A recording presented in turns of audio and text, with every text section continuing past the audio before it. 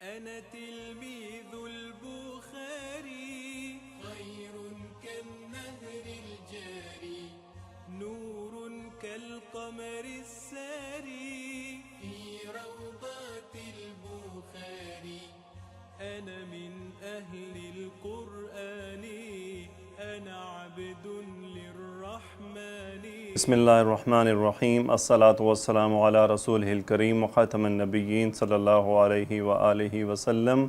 جی الحمدللہ صحیح بخاری کی تفہیم البخاری حدیث نمبر 15 انشاءاللہ ہم دیکھتے ہیں۔ یہ حلاوت الایمان کے بارے میں ہے۔ عن انس عن النبی صلی اللہ علیہ وآلہ وسلم قال ثلاث من کن فیہ وجد حلاوت الایمان ان یکون اللہ ورسولہ احب الیہ مما سواہما وان یحب المرء لا یحبہ الا للہ وان یکرہ ان یعود فی الکفر کما یکرہ ان یقذف فی النار۔ حضرت انس رضی اللہ تعالیٰ عنہ سے روایت ہے کہ رسول اللہ صلی اللہ علیہ وآلہ وسلم نے فرمایا، جس کسی میں یہ 3 باتیں ہوں گی وہ ایمان کی مٹھاس پائے گا۔ وہ یہ ہیں کہ اس کو اللہ اور اس کا رسول ان کے سوا ہر چیز سے زیادہ محبوب ہوں، اور جس سے محبت کرے اللہ ہی کے لیے کرے، اور تیسرا یہ کہ دوبارہ کفر اختیار کرنے کو ایسا ہی برا جانے جیسا آگ میں ڈالے جانے کو۔ اس کی تفہیم یہ ہے کہ ایک مومن کو اللہ اور رسول کی محبت اور ان سے تعلق ساری کائنات سے بڑھ کر ہونا چاہیے، اس لیے کہ ایمان اللہ کی توحید اور رسول اللہ صلی اللہ علیہ وسلم کی رسالت ہی پر موقوف ہے۔ جتنا زیادہ ان دونوں سے تعلق ہوگا اتنا ہی ایمان میں کامل اور ایمان کی لذت سے لطف اندوز ہو سکے گا۔ پھر ایک مومن کے تعلقات دنیاوی غرض کی بجائے محض اللہ ہی کی خاطر ہونے چاہیے۔ تیسری بات یہ کہ آدمی کو کفر سے جو ایمان کی بالکل ضد ہے اتنی ہی شدید نفرت ہونی چاہیے جتنی نفرت اور ناگواری آگ میں جلنے سے ہو سکتی ہے۔ یہ تینوں باتیں جس میں ہوں گی وہ یقیناً ایک پکا اور سچا مسلمان ہے، اور وہی ایمان کے مزے کو پا سکتا ہے۔ اور اس کا مشاہدہ صحابہ کرام رضی اللہ عنہم اجمعین کی زندگیوں سے حاصل کیا جا سکتا ہے کہ جس کی جان سپاری و سرفروشی اور فدایت و جانثاری سے ایمان کی حلاوت کا اندازہ کیا جا سکتا ہے۔ جی الحمدللہ اس حدیث سے ہمیں 3 باتیں پتہ چلیں کہ حلاوت الایمان جو ہے وہ 3 چیزوں سے ہے۔ ایک یہ کہ جس میں اللہ اور اللہ کے رسول صلی اللہ علیہ وسلم کی محبت دنیا کی ہر چیز سے بڑھ کر ہوگی، وہ ایمان کی مٹھاس کو محسوس کرے گا۔ دوسرا یہ کہ وہ ایسا شخص جو کسی سے محبت کرے تو صرف اللہ رب العزت کے لیے کرے، وہ بھی ایمان کی مٹھاس کو محسوس کرتا ہے۔ اور تیسرا وہ شخص جس کو کفر سے اتنی ہی نفرت ہو کہ اس کو جتنی نفرت اس کو آگ میں ڈالے جانے سے ہے، جتنا خوف اس کو آگ میں ڈالے جانے سے ہے، ہمیں بھی شرک سے اتنی ہی نفرت ہونی چاہیے۔ شرک ایک ایسی چیز ہے جو انسان کو ایمان میں سے بالکل خالی کر دیتی ہے۔ شرک سے بچ کر رہیں، شرک سے اتنی نفرت کریں، بدعت سے نفرت کریں، ان چیزوں سے نفرت کر کے ہم اپنے ایمان کی مٹھاس محسوس کر سکتے ہیں، کیونکہ ہمارا تعلق اللہ اور اللہ کے رسول صلی اللہ علیہ وسلم سے ہے۔ تو جب ہمارے سامنے رسول اللہ صلی اللہ علیہ وسلم کی سنتیں آتی ہیں اور اگر ان کو بدعتوں سے گڑمٹ کیا جائے تو ہمیں یقینی طور پہ رسول اللہ صلی اللہ علیہ وسلم کی سنت کو تھام کر رکھنا ہے اور بدعتوں سے نفرت کرنی ہے، شرکیہ معاملات سے نفرت کرنی ہے۔ انشاءاللہ ہم اپنے دلوں میں ایمان کی مٹھاس محسوس کریں گے۔ حدیث نمبر 16 دیکھتے ہیں۔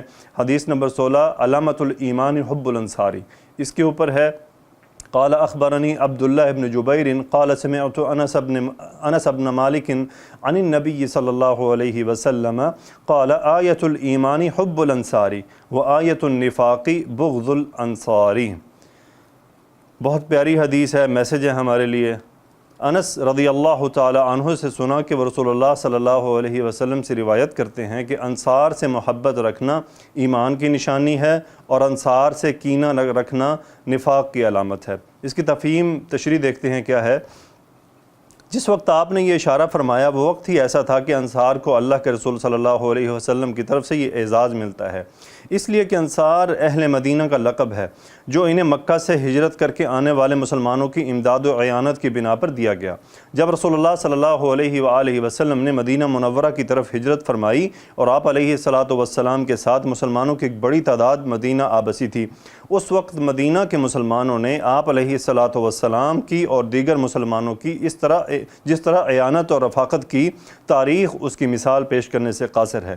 اس کا بہت بڑا احسان تھا جس کو اللہ کی طرف سے اس طرح چکایا گیا کہ قیامت تک ان کا ذکر انصار کے معزز نام سے مسلمان لیتے رہیں گے۔ آج بھی انصار کی محبت اسی طرح ضروری ہے جس طرح ان کی زندگی میں تھی، اس لیے کہ یہ ایک نازک وقت ہے۔ اگر اہل مدینہ اسلام کی مدد کے لیے اٹھ کھڑے نہ ہوتے تو بظاہر حالات پھر عرب میں اسلام کے ابھرنے کا کوئی موقع نہ ملتا اور ہم تک اسلام کی یہ نعمت نہ پہنچ پاتی، اس لیے انصار کی محبت ایمان کا جزو قرار دی گئی۔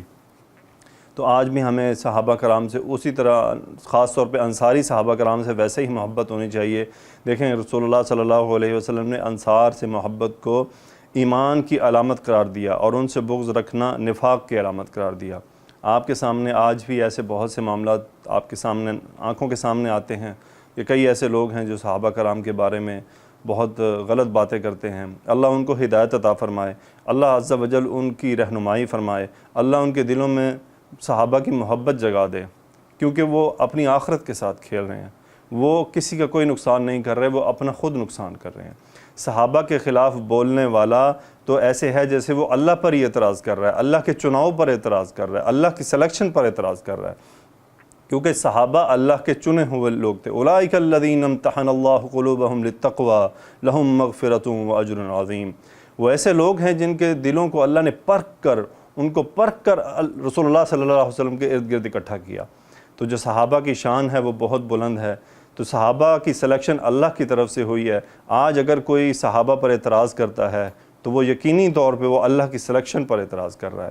اللہ عز و جل ان لوگوں کو ہدایت عطا فرمائے جو صحابہ کی شان میں گستاخی کرتے ہیں۔ کوئی بھی صحابی ہو، ہم سب صحابہ کی قدر کرتے ہیں، ان کی عزت کرتے ہیں، ان کا احترام کرتے ہیں۔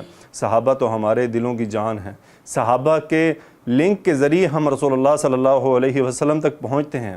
تو صحابہ سے محبت ایک راستہ ہے رسول اللہ صلی اللہ علیہ وسلم کی محبت کی طرف جانے کا، کیونکہ سنتوں کی سمجھ ہمیں صحابہ سے پتہ چلتی ہے، کیونکہ صحابہ نے ہی ہم تک سنتیں پہنچائی ہیں۔ اگر ہم صحابہ کو بیچ میں سے نکال دیں تو ہمارے پاس سنتوں کے تمام پیغام ٹوٹ جاتے ہیں۔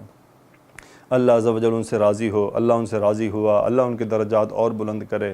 یا اللہ رسول اللہ صلی اللہ علیہ وسلم کے جان نثار صحابہ کی عزتوں کی حفاظت فرما اور ان لوگوں کو ہدایت عطا فرما جو ان کے بارے میں آج بھی باتیں کرتے ہیں۔ یا اللہ تو رحم فرمانے والا ہے۔ وہ لوگ جو رسول اللہ صلی اللہ علیہ وسلم کی صحابہ کے بارے میں باتیں کرتے ہیں وہ بھی ہیں تو نبی صلی اللہ علیہ وسلم کے امتی۔ یا اللہ ان کو ہدایت عطا فرما دے، یا اللہ ان کو ہدایت عطا فرما، آمین یا رب العالمین۔ انشاءاللہ اگلی حدیث میں ہم مزید دیکھیں گے۔ الحمدللہ رب العالمین، الصلاۃ والسلام علی رسولہ الکریم وخاتم النبیین۔